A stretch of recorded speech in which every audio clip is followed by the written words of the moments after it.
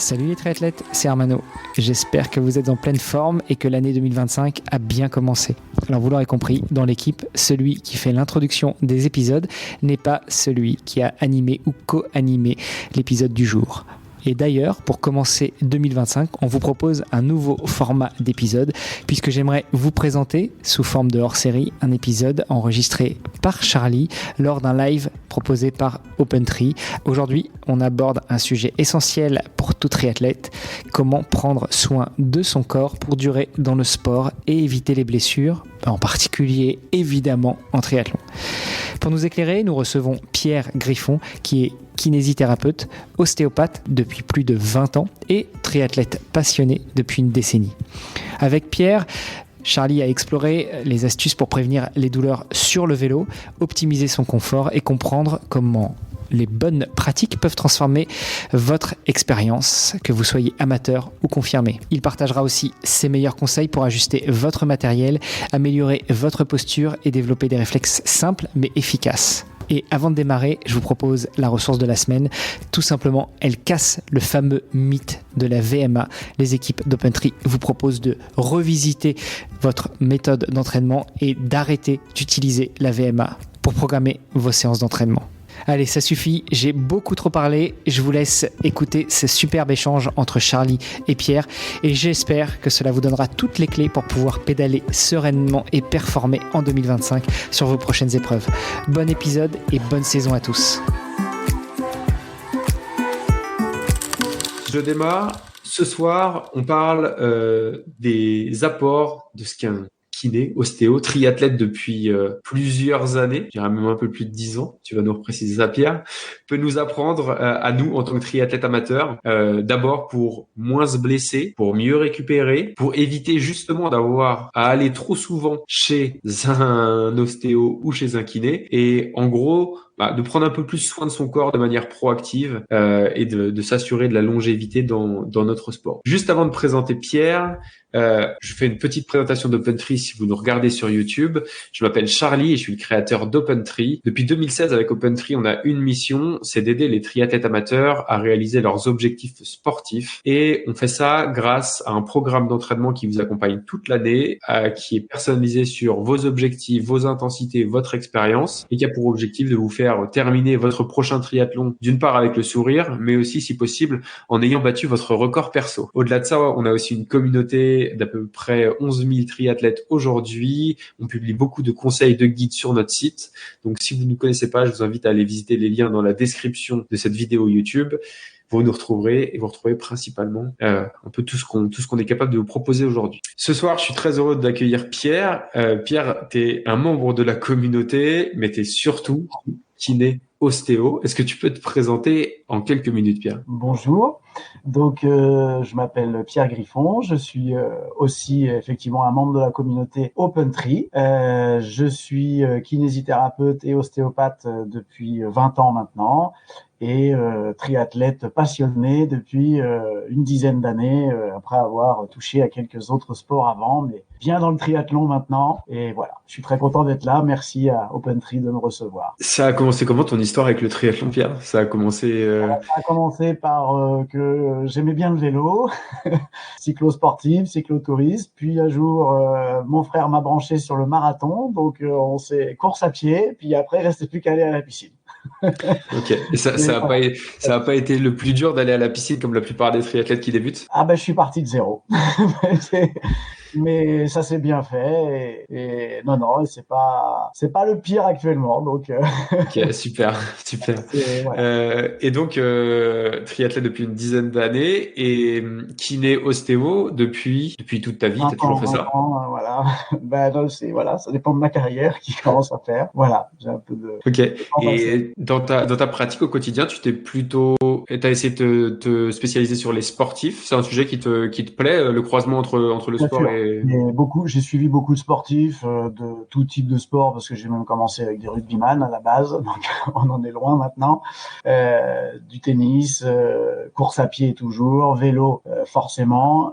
Triathlon aussi, je pense que ma pratique attire aussi parce que les gens savent forcément que je connais un petit peu le sport. Et puis voilà, ça a toujours fait partie de ma patientèle. Et puis après, moi, j'ai une petite spécialité entre guillemets avec le dos, mais le rachis en général. Mais voilà, mais comme de toute façon, on a besoin de son dos dans tous les sports, ça aide aussi. Ok. Et toi, tu es triathlète plutôt sur quel genre de distance, avec quel objectif? Ben, j'aime bien le longue distance.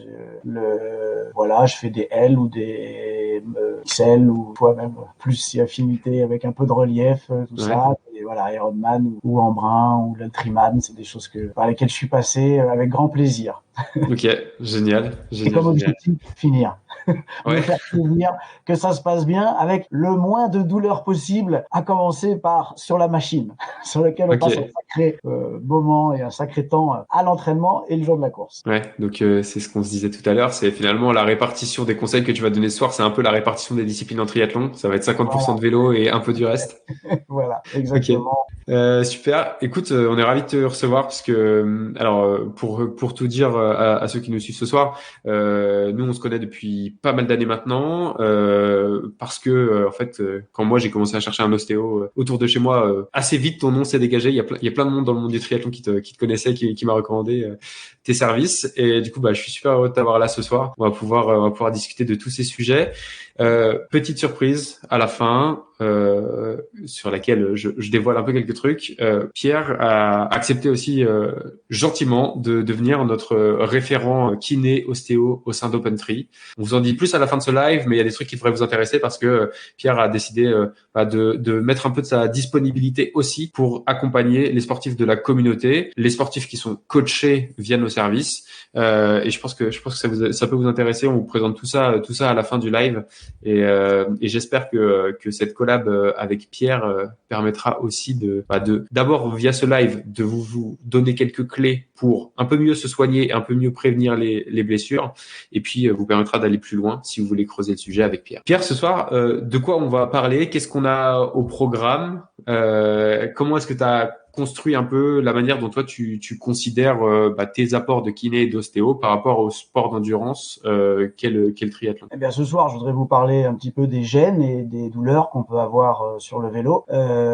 Le but, c'est un petit peu de comprendre ces gènes, pourquoi est-ce qu'elles peuvent arriver, et de mettre en œuvre des techniques, des petits mouvements, des choses très simples de la vie de tous les jours, ou même pendant une épreuve, notamment en longue distance où on reste quand même longtemps et qu'on sent que ça commence à tirer, de faire des petites choses, des petits mouvements qui vont nous permettre d'être le mieux possible sur notre machine. Et quand on comprend à quel point c'est pas si compliqué que ça aide beaucoup à savoir et à analyser la douleur et de se dire est-ce que c'est une bonne douleur, une mauvaise douleur, comment je dois réagir à ça. Je vais essayer de vous donner des petites pistes. Ouais, ok.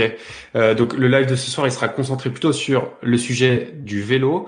Naturellement, avec Pierre, on sera amené à le recevoir de nouveau et puis à discuter des autres disciplines. L'idée, c'est de commencer avec celle qui nous occupe le plus de temps en triathlon, et encore une fois de faire quelque chose qui est très pratique, qui vous permet de repartir dès ce soir avec des conseils et des bonnes pratiques pour justement soulager la douleur, prévenir les blessures, et puis si ça peut en plus induire un gain de performance, on va le prendre aussi, je pense. Hein.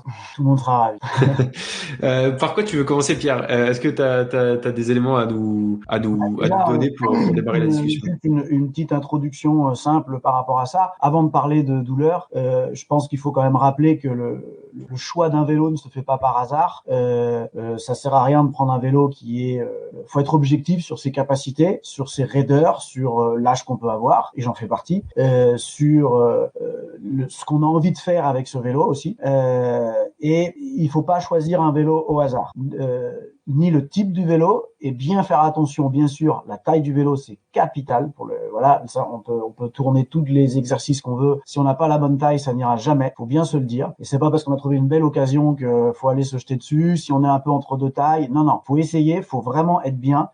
Et je recommanderais largement les études posturales qui sont faites par des professionnels qualifiés, qui vont vous donner un prototype, on va dire, qui reste théorique, mais de comment vos réglages doivent être faits sur ce vélo par rapport à votre gabarit. Et c'est quand même très, très, très important. Ouais, c'est marrant ce sujet. Il est intervenu justement aujourd'hui dans la communauté. On avait un sujet là-dessus, des témoignages, et ils ont été assez rapidement nombreux. Gens qui nous disaient, en fait, l'étude posturale au début, je pensais que c'était un peu de l'argent jeté en l'air et que je savais pas trop ce que j'allais pouvoir apprendre. Et qu'en fait, à la fin, quand je ressors de ça, je me rends compte que avoir une bonne position sans même changer de vélo, c'est déjà primordial, et on gagne en confort, mais aussi en performance. Absolument. Et le confort, je veux dire, indépendamment d'aller chercher après une position peut-être plus aérodynamique, plus sportive, plus agressive, un vélo, on doit s'asseoir dessus, on doit tout de suite être bien, comme un canapé. Tout le monde doit pouvoir faire une sortie en zone 1, début de 2, de plusieurs heures en étant dans le confort absolu. Ça doit pas tirer, sinon il y a quelque chose qui va pas. Ok.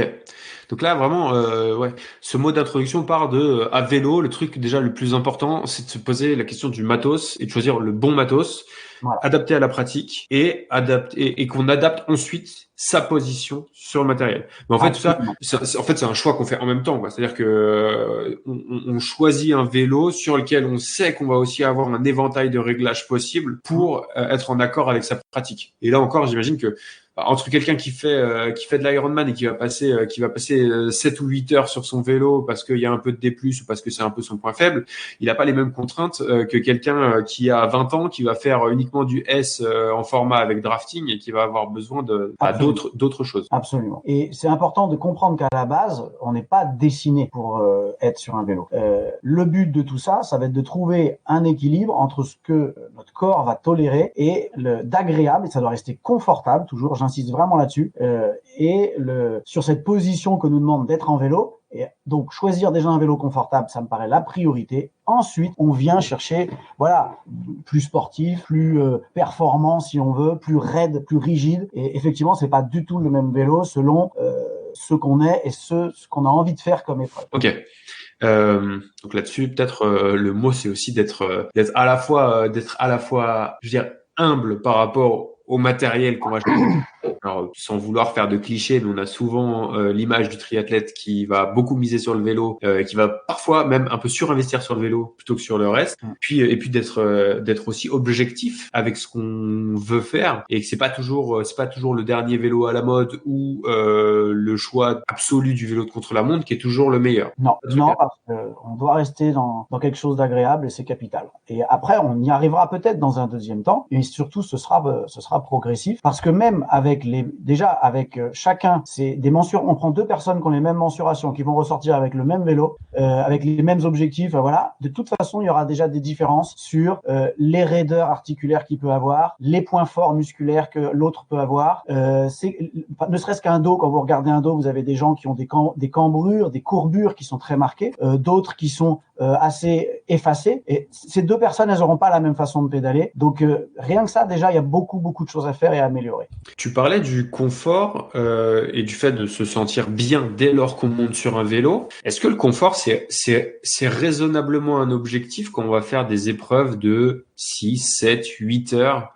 Est-ce que c'est un truc, est-ce que réellement on peut espérer avoir un confort sur des durées aussi longues, ou est-ce qu'il y a un moment où on va tomber un peu dans la contrainte et il va falloir s'adapter? Alors, notre marge de tolérance, bien sûr, quand on est, comme je disais, sur une sortie balade, zone 1, tranquille, zone 2, il doit y avoir du confort. On n'est pas dans une position agressive, aéro, à ventiler fort. Voilà. Quand on fait du longue distance en position un peu plus sportive, à ventiler plus fort, avec des muscles qui fatiguent, etc. Bien sûr qu'au bout d'un moment, ça va commencer à tirer. Mais on va essayer de je vais essayer de vous donner des pistes, justement, sur, selon les zones où ça tire, comment est-ce que vous pouvez essayer de réagir, et qu'est-ce que vous pouvez mettre en place, en fait, dès le début de votre vélo pour prolonger cette aisance le plus longtemps possible. Ok. J'ai vu que dans les petites notes de préparation de l'épisode que tu m'avais envoyé, tu t'avais plutôt organisé ça par zone du corps. En gros, de haut en bas, quelques conseils pour toutes les autres. J'ai l'impression qu'on va jouer à Docteur Maboul ce soir. On va commencer avec le haut, avec la tête, et puis on va descendre au fur et à mesure. Donc, mais si après il y a des questions, on pourra essayer. C'était un peu, puis s'il y avait des questions justement, de pouvoir organiser un peu par zone. Sachez qu'on va partir du haut, on va redescendre. Donc si quand je vous parle du coup, vous avez des questions sur le pied, ça va venir. Ok, voilà. Très bien. En gros, c'était un peu ça. Alors on commence par où on va commencer par les cervicales. Les cervicales, bon, c'est un truc très important. Beaucoup de personnes ont mal aux cervicales et j'ai envie de dire que quand ça commence à être long, c'est souvent l'endroit qui va commencer à être douloureux.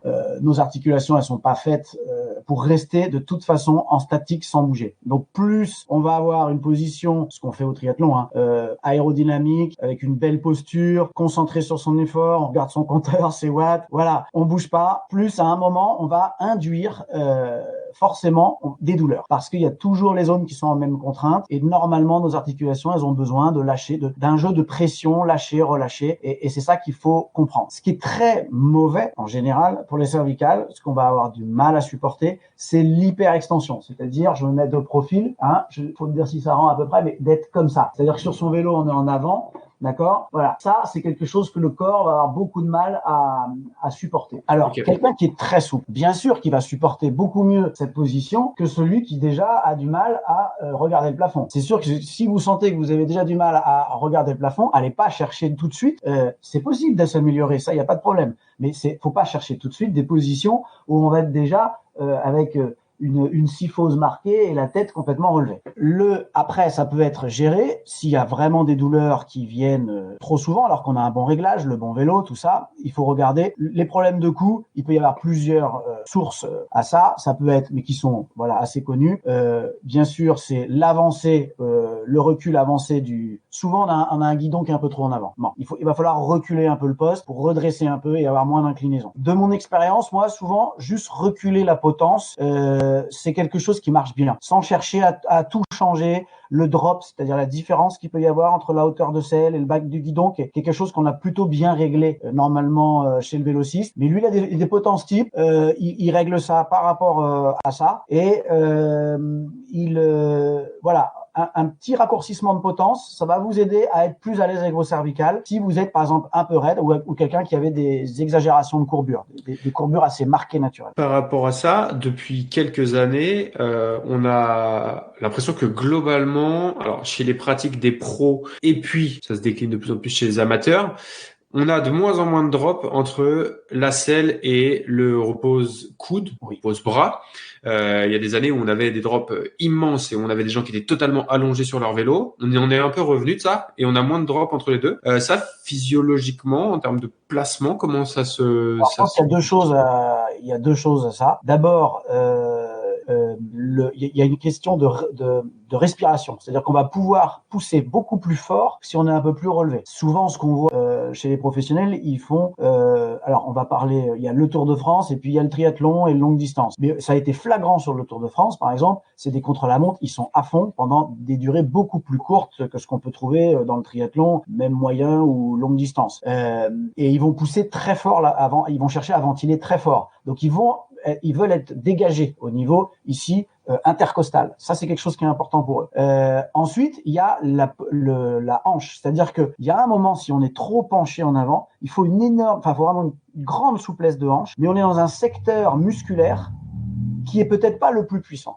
Okay. Ça, c'est une notion qui est importante aussi à avoir. C'est-à-dire qu'on va pas changer du jour au lendemain les habitudes musculaires qu'on a. Si on est très puissant sur une angulation musculaire, c'est celle-là qui sera la meilleure. Et avant que ça se décale, ça va se faire que très progressivement. Ok, très bien. C'est très clair.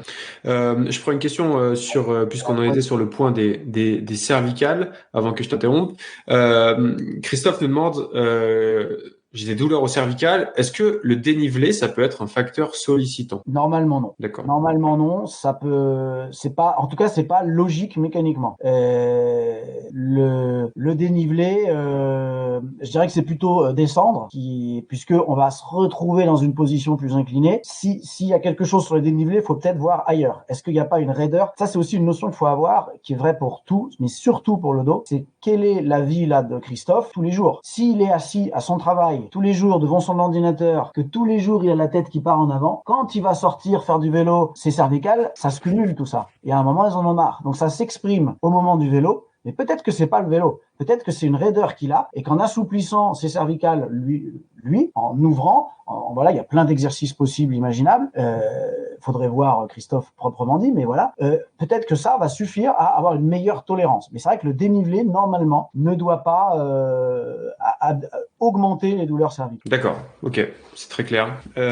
Sur cette partie donc cervicale, j'imagine qu'il y a des choses qu'on peut préparer en amont pour permettre d'être un peu plus souple. Je sais pas si c'est le bon terme. En amont, bien sûr, cette souplesse à avoir. Je reviens sur l'histoire de Christophe. Je pense aussi à quelque chose. Il y a ça peut-être sa cadence de pédalage qui peut jouer. On va en reparler au niveau des lombaires. Mais ça peut être un facteur sollicitant pour les cervicales, pour le dos en général. Si la cadence est plus faible, on va appuyer plus fort. Je vais exagérer, mais en gros, ça, c'est un mouvement que les cervicales, là, vont pas aimer. Par rapport à du plat, où on va être beaucoup plus sur une cadence plus facile, où on sera beaucoup plus immobile. Mais ce mouvement, même si c'est très, là je l'ai exagéré, mais même si c'est très retenu, qu'il y a un petit mouvement de cadence qui commence à être lent et un tout petit mouvement comme ça peut jouer par rapport au dénivelé. Excuse-moi, tu me disais. Je te disais, justement, pour ces soucis au cervical, qu'est-ce qu'on peut donner comme conseil pour se préparer? Et est-ce que tu as des conseils aussi après pour pendant la course si on sent que des douleurs comme celle-ci arrivent? Pour se préparer, le renforcement des cervicales est important et c'est pas à négliger dans la préparation physique générale. Il y a des exercices d'autograndissement, il y a des exercices où on peut contre un mur venir pousser, voilà, que ça soit à l'avant, que ça soit à l'arrière. Des choses qu'on trouvera assez facilement, mais un renforcement, un gainage musculaire des cervicales assez classiques vont aider. Les muscles les plus importants qu'on va solliciter pendant la course et qu'on a tendance à oublier de solliciter et souvent qui au fur et à mesure des heures font que ça fait mal, c'est l'autograndissement. Donc s'il y avait un seul exercice à faire spécifique au vélo, pour moi c'est vraiment l'histoire de l'autograndissement. D'aller chercher à s'autograndir. Il y a des exercices qu'on peut faire d'ailleurs chez OpenTree, ils vous proposez des exercices de préparation générale avec des élastiques, voilà, qui sont très bien pour la natation notamment, etc. Cet exercice où on va venir chercher à serrer ses omoplates, mais si on le fait à chaque fois, cet exercice, en s'autograndissant, reculant la tête, ouvrant bien le sternum et en plus en allant chercher à serrer les omoplates, ça va gainer ici énormément. Et c'est une position qui est très intéressante quand on est sur le vélo, dès le début. On a tendance, c'est vrai, à se mettre dans cette position un petit peu de recherche d'aérodynamisme, qu'on soit même sur un vélo, même sans être forcément avec les prolongateurs, on va se baisser, on a une recherche de position plus sportive, plus agressive, etc.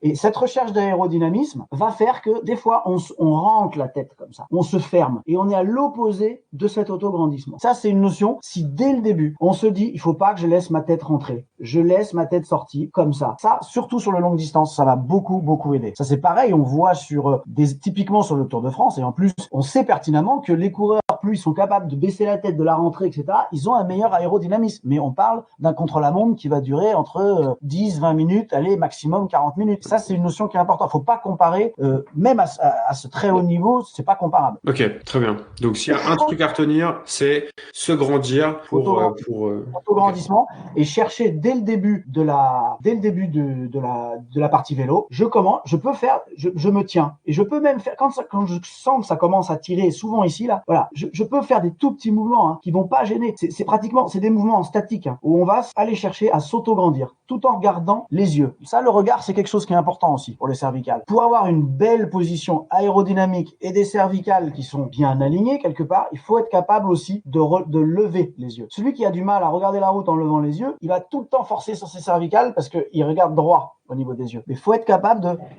je vais me mettre bien dans la caméra, il faut être capable de regarder comme ça. Et la tête est en avant. Ça, c'est quelque chose qui est important. Et on peut jouer. Alors, on va pas le faire pendant tout le temps, bien sûr, et puis on pense à d'autres choses, etc. Mais voilà, contracter et relâcher ses muscles, simplement contracter et relâcher ses muscles en statique, ça soulage beaucoup et souvent, ça augmente largement notre temps de confort. Ok, c'est très clair. Sur cette partie cervicale, est-ce qu'il y a d'autres choses que tu peux nous recommander ou est-ce que on a fait le tour? Comme pour les autres parties, j'y reviendrai. Ces petits mouvements, ces petites astuces, entraînez-vous à les faire sur les échauffements. Je vois qu'il y a un truc sur le home trainer.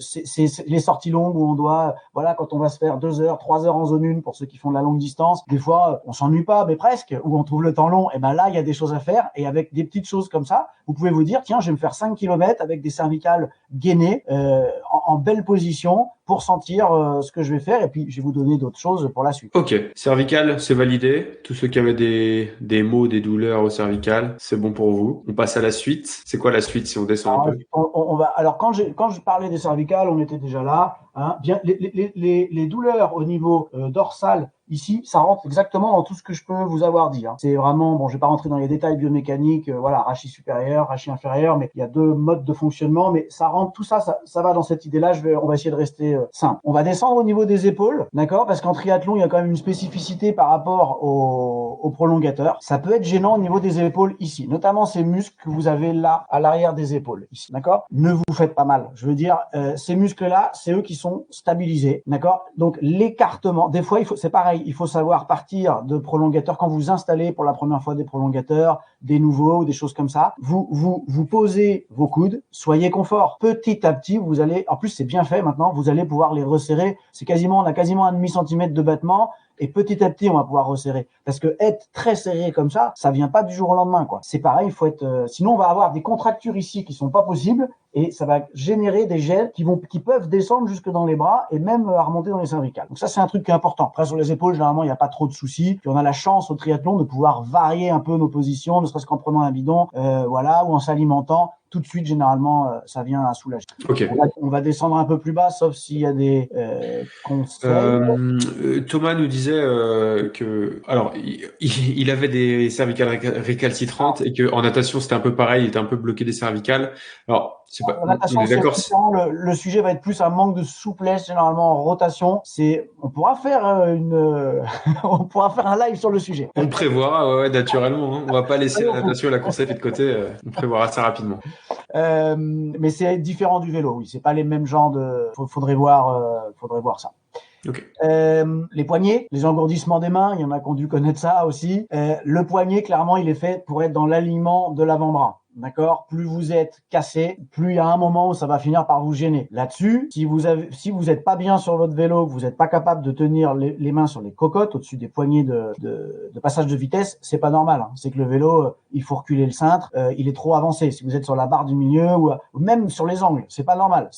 Vous devriez pouvoir être à l'aise et bien sûr au-dessus de ces poignées de frein et les manivelles de passage de vitesse, sur ces cocottes, c'est fait pour ça, c'est ergonomique. Donc ça, c'est important. Okay. Ensuite, là, faut distinguer 2 choses. Il peut y avoir des fourmillements, des engourdissements, c'est pareil. Peut-être que vous avez un terrain à avoir des compressions de canal, de nerfs, comme le canal carpien qui est connu, mais il y a le nerf ulnaire aussi qui vient vous gêner sur le côté. Ça peut, voilà, c'est des choses qui peuvent nécessiter une consultation avec un médecin qui vous parlera, qui vous fera éventuellement passer un électromyogramme pour voir s'il y a une vitesse de conduction. Dans ces cas-là, votre marge d'erreur, elle est forcément réduite. Donc, quand vous allez rester longtemps, ça va être gênant. Il y a un autre point, c'est que ça peut venir de vos cervicales. Donc, si en essayant d'améliorer votre position cervicale, vous sentez que les fourmillements s'en vont, c'est que ça vient de vos cervicales. Ok, c'est très clair.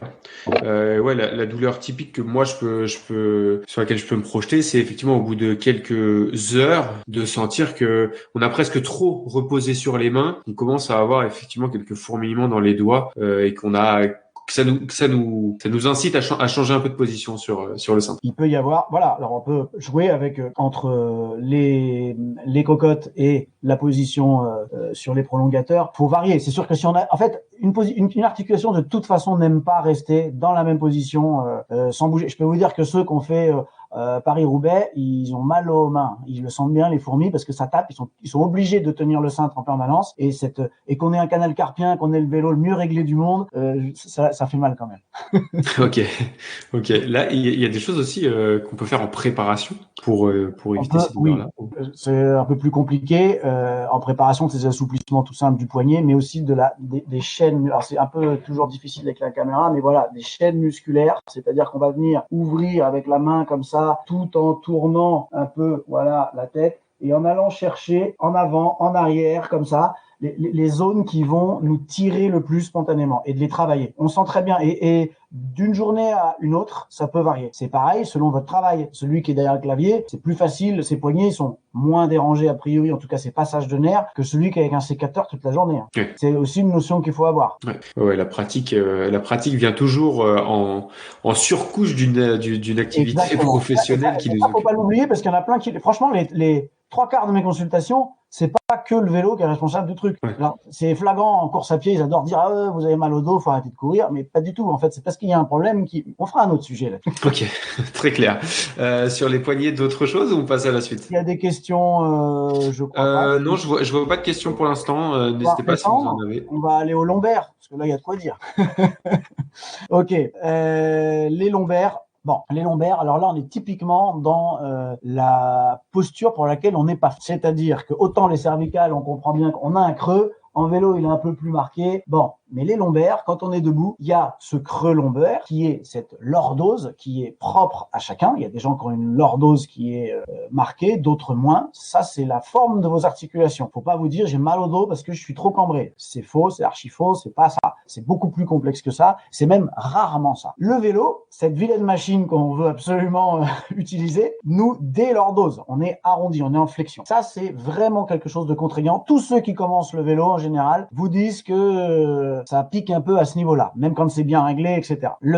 Donc, il faut avoir un vélo là vraiment pas trop dur, parce que plus vous êtes dans le vélo sportif, la recherche de un vélo un peu plus agressif, la recherche d'aérodynamisme, plus vous allez jouer avec cette lordose. Deuxièmement, les lombaires, c'est très lié avec aussi la qualité de notre flexion de hanche. Quelqu'un qui a du mal à faire genou-poitrine, faut pas rêver, à chaque fois qu'il fléchit, ça lui tire sur le rachis lombaire. Donc c'est une notion qu'il faut avoir aussi, indépendamment des réglages qui doivent être bien faits au départ. Bien. Donc, dans la position cycliste, ce qui est indiqué au niveau du rachis lombaire, c'est d'essayer, pareil, d'aller rechercher, comme j'ai pu le dire pour les cervicales, une sorte d'autograndissement, d'aller faire travailler nos muscles profonds. Si on fait travailler nos muscles profonds du dos, qui vont, alors bien sûr, vous allez pas, je connais pas de cyclistes qui roulent cambrés, à part ceux qui ont très mal au dos, mais on va pas rouler dans la cambre, mais on va aplatir, on tend vers le plat. Mais le fait que quelques muscles et des masses entières musculaires restent contractées, et ça s'entraîne, ça de la même façon, le fait que ces masses musculaires restent contractées protège vos lombaires. Deuxième point, pédaler rond. Pédaler rond, ça veut dire j'emmène ma pédale quand je relève. Vous avez un muscle qui s'appelle le psoas, qui est bien connu,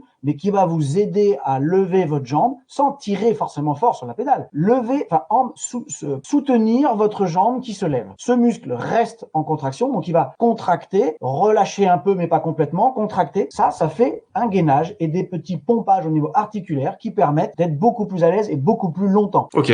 Donc il y a pas mal de composantes là-dessus qui sont pas forcément intuitives, qui peuvent intervenir sur des douleurs ou des gènes lombaires. Ouais. Sur les lombaires, je vais essayer de vous montrer. Voilà, ce qui est pas, donc on est très arrondi souvent sur le vélo. Faut que je me recule un peu, je pense. Voilà. Faut essayer, de tendre vers ça. Ça, c'est important. Et pour tendre vers ça, ça va induire un peu ce qu'on va dire après derrière.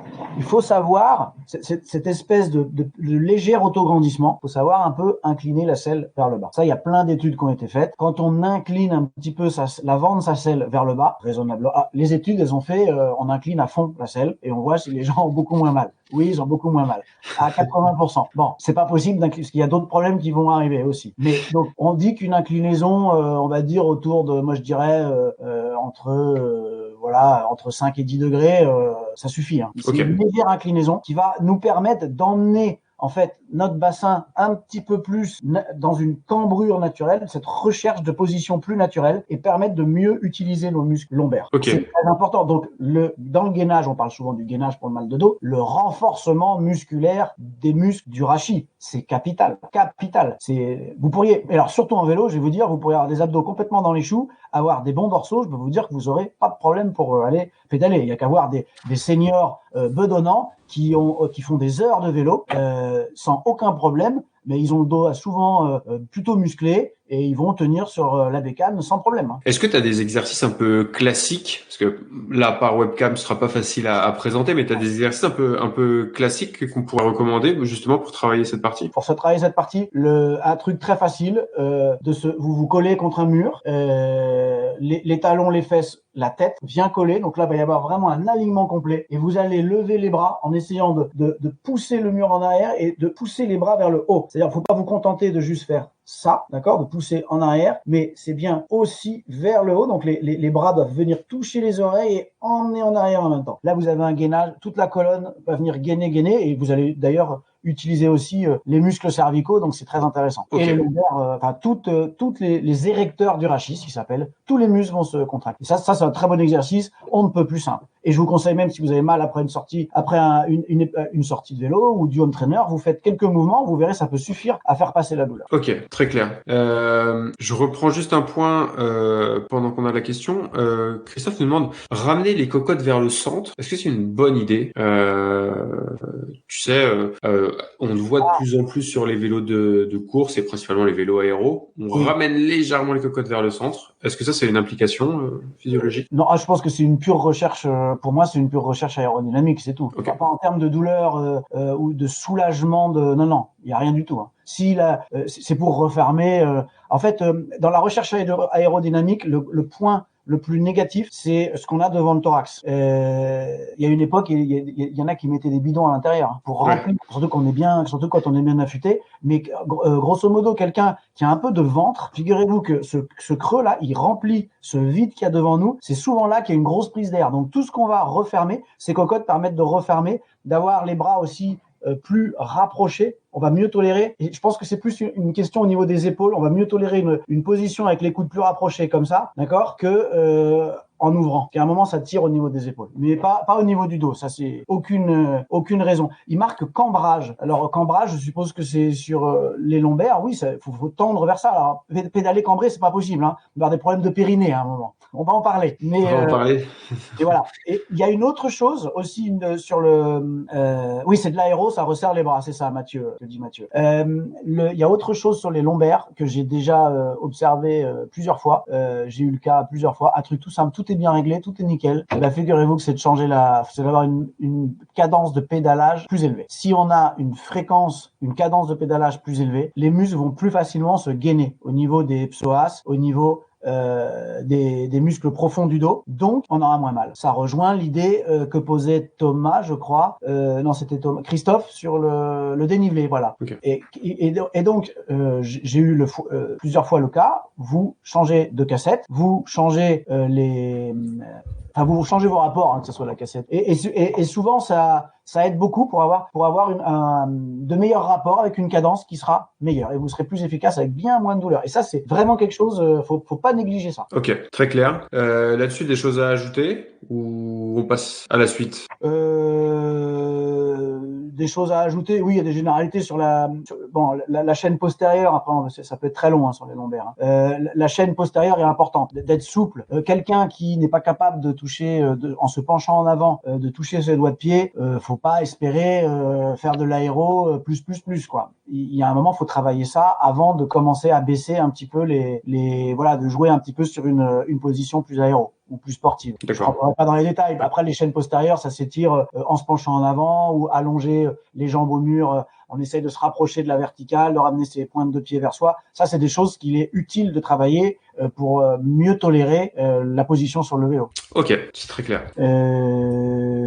Voilà. Non, après et en termes de, on va dire renforcement musculaire, est-ce que j'ai besoin, est-ce que c'est que je n'utilise pas assez mes muscles ou je manque de force dans mes muscles. Il faut essayer de faire l'exercice du parachutiste, pas si ça parle, ou Superman. Le but, vous mettez sur le ventre, vous décollez, on va dire, quelle que soit la position, les coudes et les genoux. Il faut être capable de tenir au moins 1 minute. Si vous êtes en dessous de la minute, 2 minutes, c'est quand même mieux. Voilà. Okay. 3 minutes, ça commence à être bien. Mais voilà, celui qui est pas capable de tenir, qui reste sur 1-2 minutes, il faut renforcer. Moins d'1 minute, il est urgent de renforcer. Très bien, très clair, un exercice facile. On a juste besoin d'un tapis de sol. Voilà. Okay. C'est pas compliqué. Sur les lombaires, un dernier point que je répète, mais il est d'autant plus important. Quelle est votre posture toute la journée? Peut-être que vous avez mal aux lombaires parce que vous êtes assis toute la journée. Donc, restriction de mobilité de hanche, a priori, c'est possible. De la chaîne postérieure, vous êtes en flexion, vous retournez sur le vélo, toujours en flexion, les lombaires sont enroulés, je suis en flexion de hanche, le corps sature de cette position de flexion. C'est aussi quelque chose qu'il faut avoir à l'esprit. Les articulations n'aiment pas rester toujours dans la même position. Encore une fois, on revient sur ce que tu dis depuis tout à l'heure, c'est que la charge, c'est pas juste la charge d'entraînement, c'est la charge de tout ce qu'on met dans la vie aussi, quoi, des contraintes qu'on peut apporter au quotidien via une position qu'on a au boulot et ou via nos autres activités, quoi. Absolument. Ok, très clair. Partie lombaire, on a fait un bon tour. Partie lombaire, on est bien, je crois, non? Il n'y a pas d'autres questions sur la partie lombaire. Je vois qu'il y en a qui trépignent d'impatience pour descendre juste en dessous. Ah non, on a le périnée avant. Ouais, parce que ça. Nicolas, on va venir au genou. On va venir au genou, c'est pas. Ouais, parce que le périnée, le truc de la position aéro qui, au bout de quelques temps, nous comprime le périnée, voilà. Ça, c'est un truc qu'il faut trouver. Autant chez les hommes que chez les femmes, c'est un truc qu'il faut traiter. Alors, faut savoir déjà faut pas avoir de tabou là-dessus. D'abord, les problématiques sont les mêmes chez les hommes que chez les femmes, d'accord? Il est pas normal d'avoir des douleurs. Les seules douleurs qui sont normales, c'est sur les tubérosités ischiatiques, c'est-à-dire les os du bassin que nous avons, parce que on reprend le vélo, on a rallongé les sorties, voilà. Donc les points d'appui osseux, j'insiste bien, peuvent être sensibles pendant 2-3 sorties. Après, c'est fini. Sinon, c'est qu'il y a un problème. Tout le reste, les irritations, ça me chauffe, voilà. De temps en temps, ça saigne à moitié. Tout ça, c'est pas normal. Il y a quelque chose qui va pas. Donc, faut pas tolérer ça et il faut en parler. Je veux dire, vous avez ces 2 tubérosités sciatiques. Tout le reste, c'est du muscle et du tissu. Justement, très concrètement, tu conseillerais d'en parler avec qui? Avec son médecin généraliste, avec Oui, sauf s'il vous dit d'arrêter de faire du vélo. Ça arrive. Ou changer de médecin si c'est le cas. Je sais pas. Voilà, bon, oui, mais enfin, faut en parler. Déjà, faut en parler, même ne serait-ce qu'avec d'autres personnes qui font du vélo, sur qu'est-ce qu'ils ont pu mettre en place avec ça. C'est pas normal. C'est pareil de ne pas sentir. Hein, je pense que ce soit fille ou garçon, on ne sent plus ses parties, etc. C'est qu'il y a un engourdissement et surtout que ça gêne même en termes de performance. C'est-à-dire qu'il y a des paquets vasculo-nerveux qui sont comprimés. À partir du moment où un paquet vasculo-nerveux est comprimé, les muscles ne seront pas recrutés ou vascularisé de façon optimum. D'accord, ok. D'accord. L'inclinaison de la selle, c'est quelque chose qui aide. Donc, on va incliner un peu la selle, ok. Comme j'ai dit tout à l'heure, pas trop, parce que sinon, si on se retrouve avec trop, alors évidemment, ça soulage. Hein. Si on descend un peu plus la selle, tout va bien. Sauf qu'on va se retrouver à glisser vers l'avant. Non seulement on a tendance à, puis on veut remonter ses fesses vers l'arrière, ça c'est pas terrible, c'est quelque chose qui commence, c'est un peu trop à ce moment-là. Et la problématique d'emmener trop la selle vers l'avant, c'est que vous donnez du poids du corps vers l'avant. Donc on va se retrouver, on va déplacer un problème de selle sur un problème qui peut arriver des poignets, de la nuque, un peu plus haut. Ouais. D'expérience, je valide ça, ouais. On sent l'expérience.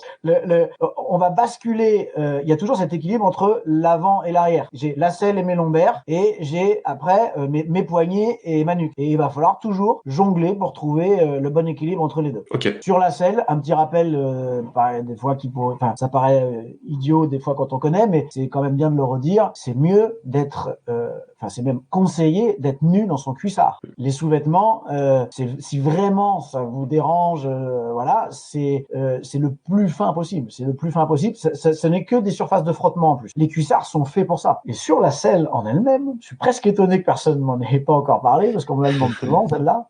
Moi j'ai la question. Si personne ne la pose, moi je l'ai. Donc le cuissard, je peux vous dire qu'il vaut mieux, faut pas investir dans un beau cuissard, c'est pas une bête idée, plutôt que dans un vélo de dingue.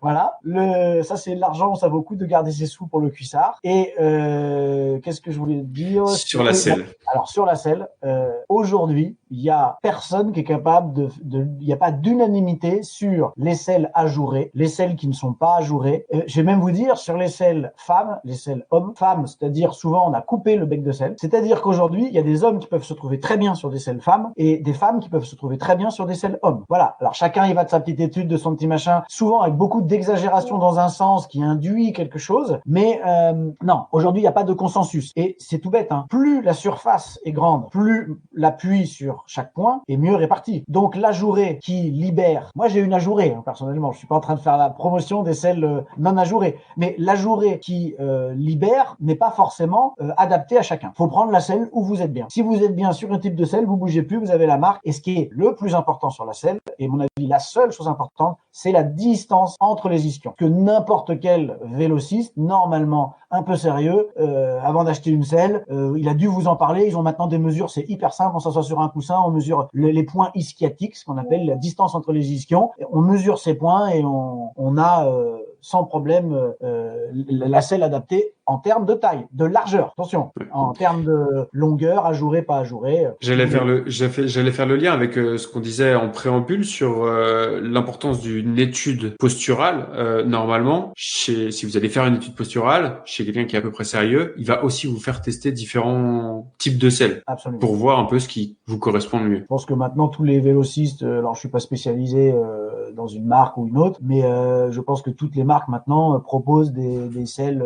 En tout cas, ça vaut vraiment le coup si la marque ne le fait pas. De demander à essayer plusieurs largeurs de selles. Ça, c'est vraiment le point important, c'est la largeur. Parce que on n'a pas du tout les mêmes bassins. De toute façon, ça se voit quand vous roulez derrière quelqu'un, vous espérez qu'il a un bon gros bassin pour vous cacher derrière. Bon, on n'a pas du tout la même chose. Donc, il faut, ça, c'est un point important. Mais attention, parce qu'une selle trop large ça va comprimer, une selle trop large va venir comprimer des paquets vasculo-nerveux. Vous pouvez avoir des engourdissements, au niveau des pieds, au niveau des membres inférieurs, voilà, des douleurs qui vont arriver, on va y venir, Nicolas, sur des douleurs qui arrivent plus bas au niveau des genoux, etc. Simplement parce que le paquet vasculo-nerveux est comprimé, et un nerf sciatique qui est comprimé, il fonctionne moins bien. Donc les ischio-jambiers, le triceps sural va fonctionner moins bien. Juste le nerf. Si en plus il y a le vasculaire qui est comprimé, alors là il y a tout qui fonctionne moins bien. Ok, donc petit budget sur un vélo complet, la selle, mais par contre c'est un truc qui est stratégique pour avoir du confort et de la performance, c'est sûr. Absolument. Ok. On va pouvoir descendre aux genoux, sauf s'il y a des questions. J'en vois pas.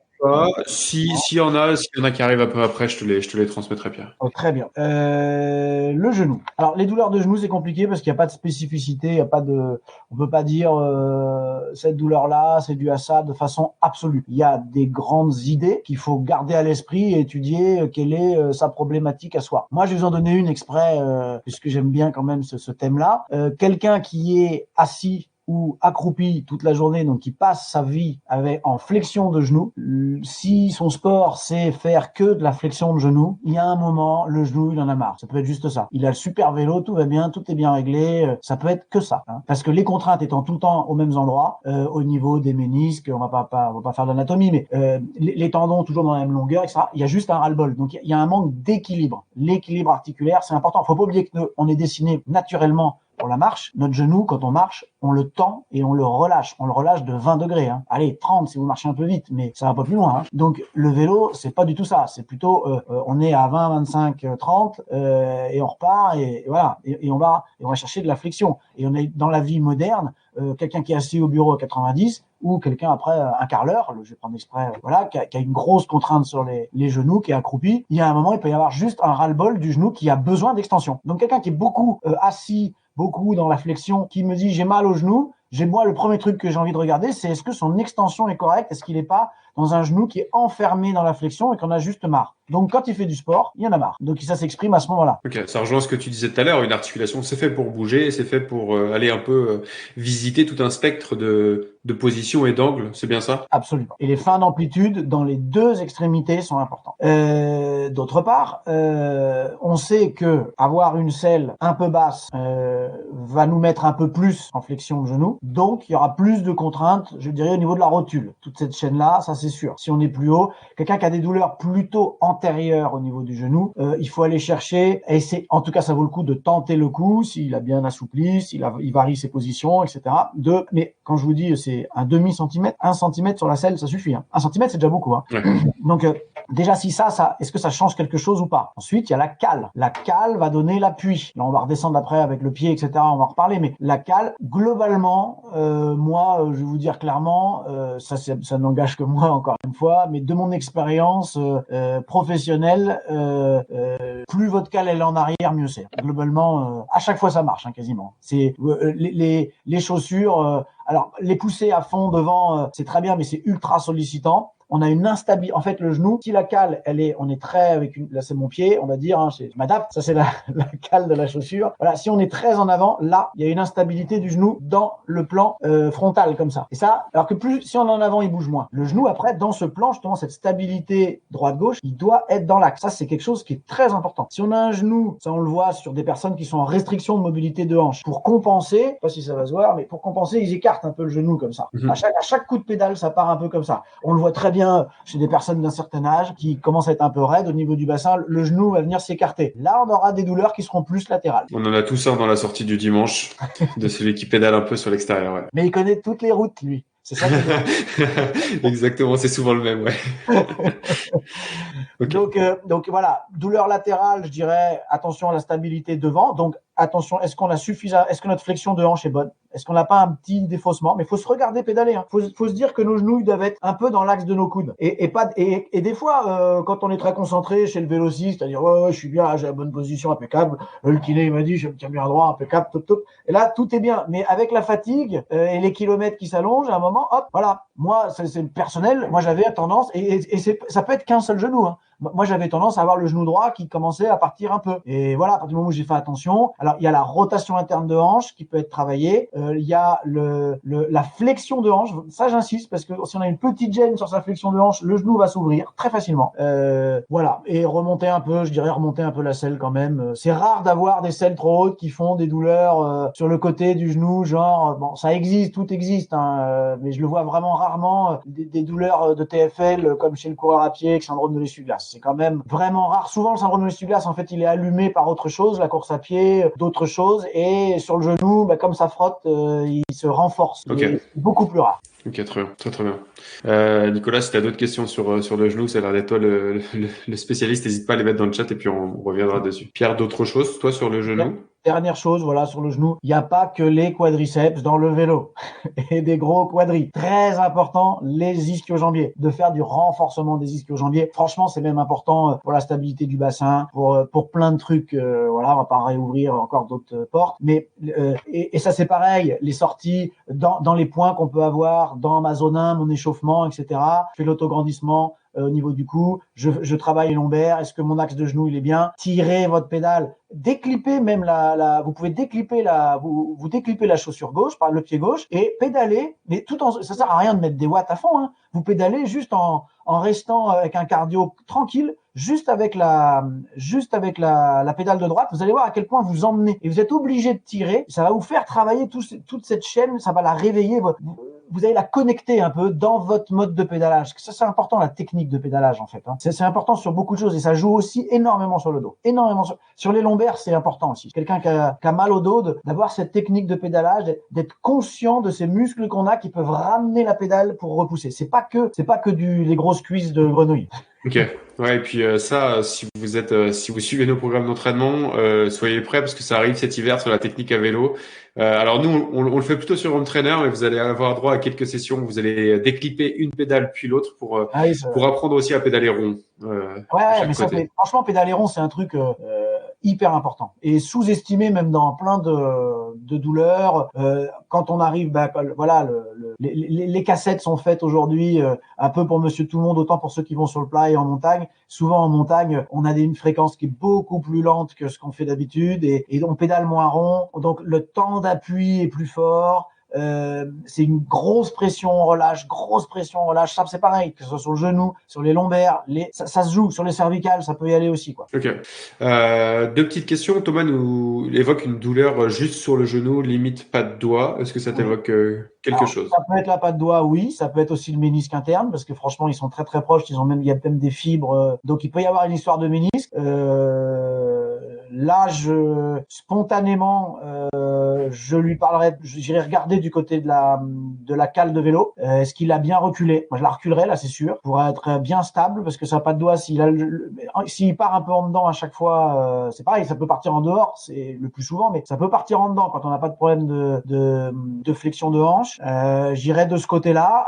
Ménisque, point d'interrogation. Ménisque, lui, ce qu'il va pas aimer, le ménisque, c'est la flexion constante. Si Thomas, il a beaucoup de flexion dans sa vie de genou, son ménisque, il en a juste ras-le-bol. Donc, ça va. Et il y a des fibres du ménisque qui vont aller jusqu'à la patte de doigt. Donc, ça peut tirer un peu toute cette zone-là, juste parce que qui travaille son extension, sa fin d'extension de genou, et pas que la chaîne musculaire, ischio-jambier, pointe de pied ramenée vers soi, où on étire toute la chaîne musculaire postérieure, prendre juste son genou et le pousser. On est debout, on le pousse en extension et on pousse comme si on voulait qu'il aille se plier dans l'autre sens. Ça c'est, on va chercher cette toute fin d'amplitude articulaire et des fois elle manque. Et qui fasse, il fait ça une dizaine, une vingtaine de fois. un peu tous les jours et ça va peut-être lui redonner un peu de degré de liberté. Son équilibre articulaire sera mieux respecté et ça va mieux accompagner le mouvement de flexion. Ok, très clair. Et pour terminer sur ce sujet des genoux, parce qu'on a encore quelques points à évoquer, je vois le temps qui passe, pour rejoindre la question de Nicolas, est-ce qu'il y a des choses à faire, question côté renforcement pour les genoux? Renfort, oui, je disais, il n'y a pas que les quadris, quoi. C'est les ischios, la chaîne, s'il a un genou qui part, la chaîne latérale interne comme externe, c'est intéressant, mais ischio, c'est des stabilisateurs de genoux hyper importants. Moi, je commencerai par ça, sûr, des exercices d'ischio-jambier, il trouvera sur Internet, on pourra faire des trucs sur les ischio-jambiers, mais il va trouver ça, le tirer la pédale, ça va faire travailler les ischios, mais c'est le truc le plus important, je pense. Ok. Après les genoux, il nous reste un truc à évoquer un peu plus bas. Voilà, on va arriver au pied. Je vérifie juste sur le genou si j'ai quand même les anti-sèches, parce qu'au cas où j'ai oublié. Mais non, je crois que j'irai. Voilà, la cadence, on en a parlé. Il y a l'étirement, la chaîne postérieure, oui, c'est important. Les étirements restent importants. Hein. Les étirements restent importants, surtout que ils peuvent vite être en restriction. Au niveau du genou, c'est ce que je disais. Au niveau du genou, on est en flexion. Il y a un moment, il faut aller étirer tout ça aussi. Ok. Non, on a bien dit. Le pied, oui, le pied. Eh bien, le pied. On a parlé de la cale et c'est pour moi la cale trop avancée, c'est très souvent le cas. Je suis pas convaincu toute la théorie sur le pied, la cale qui doit être pile poil sur la jonction avec le premier méta. Alors déjà, votre pied dans la chaussure, il est où le premier méta quand vous avez refermé la chaussure? Point d'interrogation. Franchement, point d'interrogation. Honnêtement, d'avoir une cale plus reculée va vous donner plus de surface d'appui, donc moins d'engourdissement sur l'avant-pied, sur la tête des métas là, qui quand même, de toute façon avec l'âge, on perd. En plus, on a une petite épaisseur là de graisse ici qu'on perd au fur et à mesure de notre vie. Donc, de toute façon, autant l'économiser. Hein. Donc, si votre cale, elle appuie un peu moins par ici, où il y a des paquets vasculo-nerveux, il y a plus grand-chose, et un peu plus par là, c'est pas plus mal. Ça permet de mieux tirer, de mieux utiliser. Pédaléron, c'est capital pour le pied. Celui qui a des gros problèmes de pied, il faut qu'il soit conscient. Alors, dans les exercices, peut-être que vous aviez déjà aussi prévu là, tu me disais, il y avait des exercices de vélo qui allaient venir sur défaire la cale. Il y a un très bon truc que je trouve aussi, c'est d'utiliser sa cheville. C'est-à-dire que une cheville, elle doit travailler quand on pédale. Hein. On ne doit pas avoir un bloc. Sa cheville, c'est léger, mais ça va relever, ça va chercher. Le pied se relève légèrement, il va chercher, puis ça s'abaisse légèrement et ça emmène comme ça. C'est un vététiste qui parlait de ça. Vous voyez, pourtant, on pourrait se dire, il a le temps de réfléchir à ça. Et il disait à quel point c'était hyper important d'utiliser bien sa cheville dans son pédalage, que c'était pas que au-dessus de la cheville, avec une cheville monobloc. La douleur que ceux qui font tous du long connaissent, je pense, c'est l'engourdissement complet du pied avec un nerf en plein milieu qui fait un mal de chien. Il y a aussi un problème de congestion à un moment parce que c'est toujours la même zone qu'appui. On est en appui depuis des heures. Relevez, faites bouger vos orteils dans la chaussure, un mouvement de je relève mes orteils, je relâche, je relève mes orteils, je relâche. Sinon, nos orteils, ils ont tendance à se crisper un peu, là, je vais mal le faire, mais à être un peu comme ça, à se crisper, on appuie. Il y a un moment, tout ça a besoin de bouger. Pensez à vos orteils. Pensez pas que le pied. Pensez à vos orteils. Pensez à votre cheville. Tout ça, ça doit être utilisé. Tout ça, ça doit tourner, ça doit être harmonieux. Ça a besoin de bouger à un moment donné. Bon, ça enlèvera pas les pieds dans l'eau froide qui font un bien fou quand on n'en peut plus. Ça marche à tous les coups, rien que d'enlever la chaussure. Sur la chaussure, il y a un truc important. Les gens qui ont des pieds forts, méfiez-vous de la largeur de la chaussure. Les chaussures, des fois, sont trop étroites. Hein. Donc, c'est pas facile, ça. Ça sert à rien de prendre la pointure au-dessus. Ça marche pas à tous les coups, ça. C'est vraiment, faut péter la chaussure, j'en sais rien. Faut vous trouver un truc. Mais la largeur, c'est comme la largeur de selle. Faut pas négliger ce point-là, je pense. Sur la compression. Après, il y a toute la partie podologique, semelle, pas semelle. Mais il y a beaucoup de choses à faire avant. Après, s'il y a des pathologies, un névrome de Morton, un problème vraiment sur le nerf, il n'y aura qu'une semelle qui viendra rétablir un poids beaucoup plus au milieu du pied et moins sur la pile poil sur le passage du nerf. Là, il n'y a pas grand chose à faire. En été, la forte chaleur, ça c'est infernal. Ouais. Je suis bien d'accord. Ça, c'est souvent la chaleur, le problème circulatoire, l'œdème. Et ça, typiquement, on enlève sa chaussure, on la trempe dans une fontaine d'eau froide ou le petit torrent qui passe par là, ça fait un bien fou. Mais pour limiter ça, utiliser plus la cheville, utiliser le soulevé de la pédale. C'est vraiment important. C'est-à-dire qu'à un moment, on sent que la plante de pied, elle vient, quand la pédale est à l'arrière, la plante de pied, presque, elle touche plus la semelle et on relâche. Et ben, cet appui je relâche, va faire circuler. Donc, va augmenter notre tolérance. Ok. Ouais, très simple à mettre en œuvre et ça permet de soulager aussi, effectivement. Au moins de tenir beaucoup plus longtemps.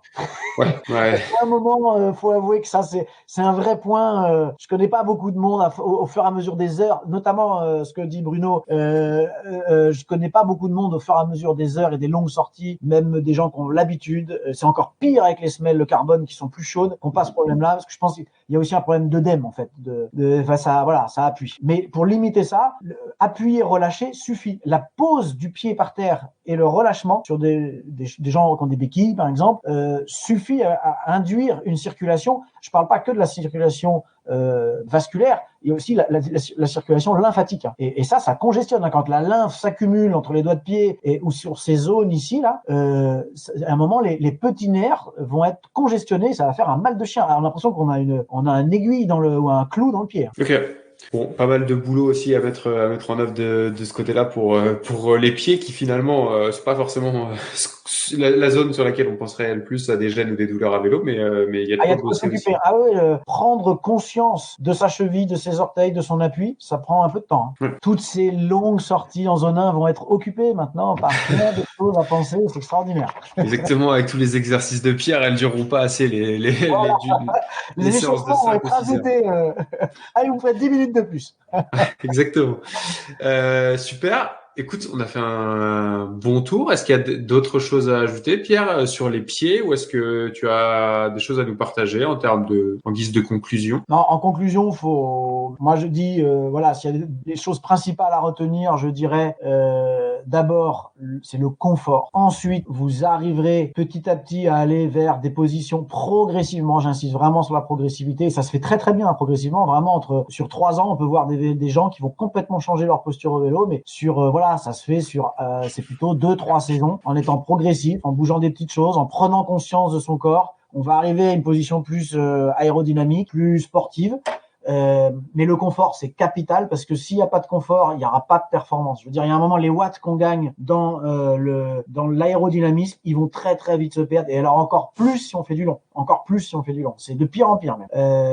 Voilà. Je parle de ça parce que le triathlon, on a toujours cette tendance à aller chercher l'aérodynamisme, qui est quand même encore plus compliqué que déjà de faire du vélo déjà classique. Faut pas se comparer à des gens qui roulent en peloton, ou en tout cas dans le triathlon, dans l'exigence qu'ils peuvent mettre, parce que quand on voit à la télé une course où le gars il part, je veux dire, quand il part en échappée, il a aussi fait des heures dans le peloton où il n'était pas dans la même position. Donc il va se permettre une position où vous allez vous dire, mais ouah, c'est beau, c'est fluide, voilà, il tient un truc, je vais essayer de me mettre pareil, mais vous y arriverez, oui, 10 minutes, 15 minutes, puis à un moment ça va faire mal, quoi. Et lui, non seulement il fait des heures d'étirement, de renforcement musculaire, il est conscient de tout son corps à un point qui lui dépasse, c'est bien pour ça qu'il est à ce niveau-là d'ailleurs, et il ne fait pas que ça de sa sortie, c'est-à-dire on le couvre, on le protège. C'est bien pour ça qu'il y a des équipes qui roulent cachées et qu'à un moment, quand il envoie, il a une belle position aéro, voilà, qui est agressive, qui est sportive, qui est belle à voir, et qu'on peut pas arriver à ça du jour au lendemain comme ça.